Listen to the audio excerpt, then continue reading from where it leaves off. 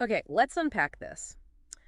Think for a moment about that constant commentary running in the background of your mind. That inner voice, yeah. Exactly. That internal dialogue, it's basically the lens you see everything through. What if you could actually shift that inner conversation? And, not necessarily through years of psychoanalysis, Yeah. right? But just by understanding what it is. Precisely. What's fascinating here is that this monologue, the one we often just ignore, isn't just background noise. No, it's active. It's shaping your perceptions, your reactions, everything. It's like a major leverage point if you want to see things differently. Totally. And that's exactly what we're diving into today. We're pulling out the key insights from this pretty interesting YouTube video. It's called P.S.U. Oshono by Sergei Kontsevoy. Right. And it explores this whole idea of cultivating what he calls a perfect inner dialogue. Think of this as maybe your express route to understanding your own mental landscape a bit better. Yeah, and the video suggests a pretty direct path to, well, personal transformation. Instead of getting bogged down, maybe, it's about learning to guide that inner voice. So our mission today is to explore the main ideas here and see what useful stuff emerges for you listening in. And the video highlights a couple of key things about this perfect inner dialogue. Ooh, on. First, it's really intellectually engaging. It focuses on perfection and imperfection in the world, how we see them. Okay. And second, and this is where it gets, well, pretty intriguing, it hints that you might even be able to silence that dialogue. Silence it, like completely. Yeah, to get to a more direct kind of perception, something like wordless knowing. They even mention Castaneda and Don Juan. Wow, okay. That definitely raises the question, though. How do you even start to get a handle on this constant stream of thoughts in the first place? Where do you begin? Well, the video actually offers a surprisingly simple first step. Which is, Just observe. Observe your thoughts throughout the day, work, weekend, whenever. Just watch them come and go. so like becoming a detached observer of your own mental chatter. Exactly. The idea is by doing that, you start seeing the patterns. You get a clearer sense of your underlying beliefs, your assumptions, without needing some complex theory. That initial awareness, just noticing, can be really powerful, can it? It really can. What stands out to me is how accessible that is. No fancy techniques needed, just paying attention Yeah. to something that's usually just, running on autopilot. And that simple act might reveal maybe negative loops you weren't even aware of, giving you that first real grip on making a change. Absolutely. And if you're looking to gain self-knowledge efficiently, it's something you can start doing, like right now. Okay, definitely actionable. Now let's dig into this idea of the perfects perspective. Right. The video talks about viewing the world through this lens of like inherent underlying perfection. Which sounds a bit counterintuitive, maybe. Yeah, because it suggests that the things we see as flaws or imperfections are actually just expressions within a fundamentally perfect structure. It's a different frame. It's definitely a philosophical turn. The video uses examples, right? Imperfections in society, organizations, Hmm. and contrast them with things like the sun, the earth, the stars, things that seem, inherently ordered, perfect in their function. So the implication is even the flaws exist within this larger perfect system. Kind of. It's a mindset that starts by acknowledging that inherent order, that perfection, and then using that to maybe reshape your own reactions, your beliefs. Okay, so the goal isn't necessarily to just focus on fixing all the imperfections. Not primarily, no. It's more about understanding that underlying perfection and then trying to align with it more, Mhm. minimizing the deviations, maybe. Shifting focus from what's wrong to the potential, to the ideal within the existing structure. Hopefully that's making sense for you listening. It definitely gives you a new way to look at challenges, doesn't it? Instead of seeing them as fundamental breaks, they become, well, maybe opportunities to understand and harmonize better with that inherent perfection. Right. Now, you mentioned Castaneda. The video goes into some, let's say, more esoteric areas too. It does. It explores actually silencing the internal dialogue altogether. Okay, back to the silencing. Yet transcending the constant self-talk to reach what he calls vision, or wordless knowing. And that's where the Don Juan comparison comes in again. So what is vision in this context, according to the video? Well, this is interesting. It interprets vision as a way to connect with a higher power. It specifically mentions Agasyaja, Lord Shiva.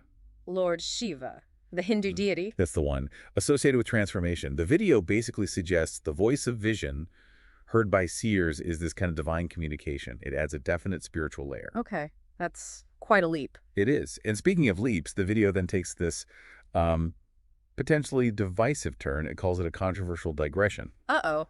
About what? The human matrix. The human matrix sounds sci-fi. A little. It Hmm. seems to mean like a shared, maybe limiting view of reality. The video mentions some new seers who supposedly rejected this matrix to be freer. Okay. And the controversial part. Here it is.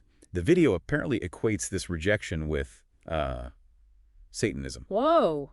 Seriously. Yeah, and it draws this parallel to Lenin rejecting a religious icon after his brother was executed. Now, it's really important to stress this is the video-specific viewpoint we're relaying here, not our endorsement. Absolutely. Got it. That's a very strong, very specific interpretation. It is. And like with any strong claim, it's definitely worth approaching critically, considering other perspectives. Okay. Moving on from that, matrix digression. The video also looks closely at Carlos Castaneda's work itself. Right. It sees parallels between Don Juan's worldview and this perfect perspective. You know, the appreciation for the world, wanting a full life. There's a but, isn't there? There is. It points out what it sees as a kind of underlying lack of trust in the world from Don Juan and his group, despite everything. Lack of trust? How so? Well, it's subtle.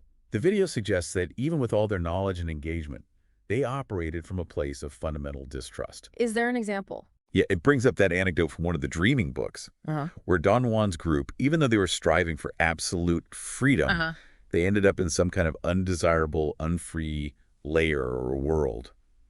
That's the story anyway. Okay, so the pursuit of ultimate freedom led somewhere not so free. Exactly. And that leads the video to make this distinction between freedom as this big abstract idea and the more practical goal of liberation from unfreedom. Liberation from unfreedom. Okay, unpack that a bit.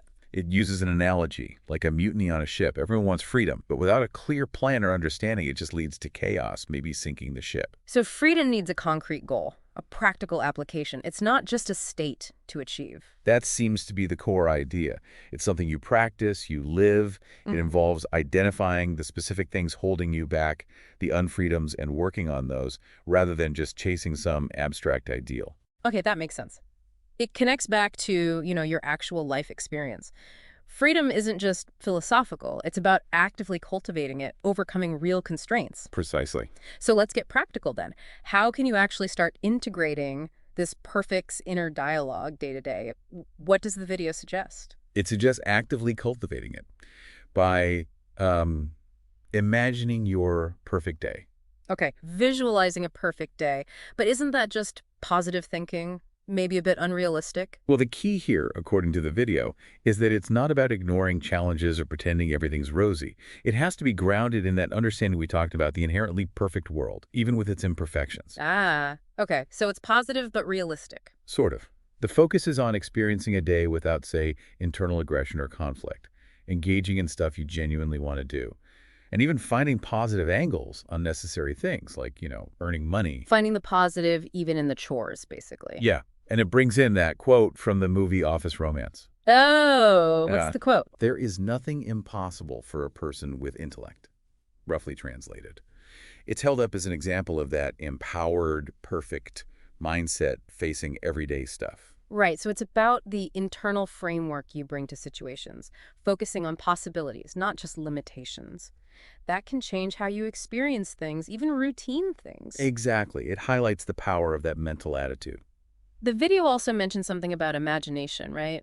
And the subconscious. It does. It touches on how focusing your thoughts on something kind of creates a connection to it. And importantly, how the subconscious mind gets images and feelings much better than words. Especially negative words like don't. Apparently so. The subconscious struggles with negation. So instead of thinking, I don't want to feel stressed, the practical technique is to actively visualize the positive outcome. Like visualizing feeling good, happy, engaged. Yes. The idea is your subconscious then starts to align with those positive images and feelings you're feeding it. Interesting. So it's about actively directing your imagination. Seems so. Now, the video creator also throws out this idea of forming a Kiev Perfects Club. A club?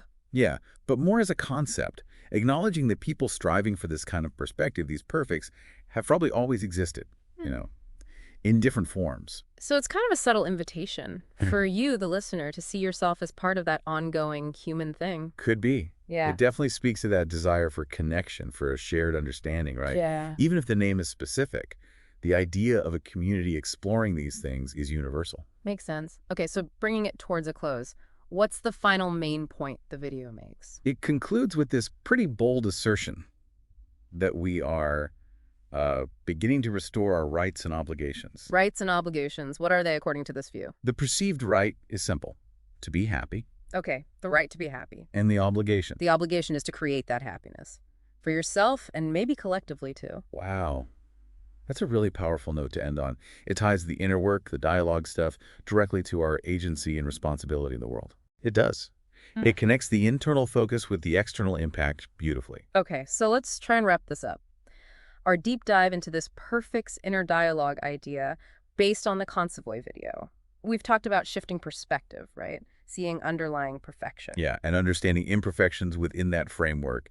We also touched on that more esoteric idea of inner silence, wordless knowing. And practically it comes down to consciously trying to cultivate a more positive, grounded internal monologue using visualization, focusing on possibilities. And the core argument really is that our inner world profoundly shapes our experience of outer reality. So getting a handle on that inner dialogue gives you a powerful tool. A tool for growth and just a different way to engage with everything around you. Absolutely. So that leaves us with a final thought for you. Over the next few days, maybe really try to tune into that voice inside your own head. What's it saying? What patterns do you notice? Yeah, what stories is it telling you day in, day out? And then maybe ask yourself, what's one small shift you could consciously try to make towards that more, let's call it perfect perspective we've discussed? You never know, right?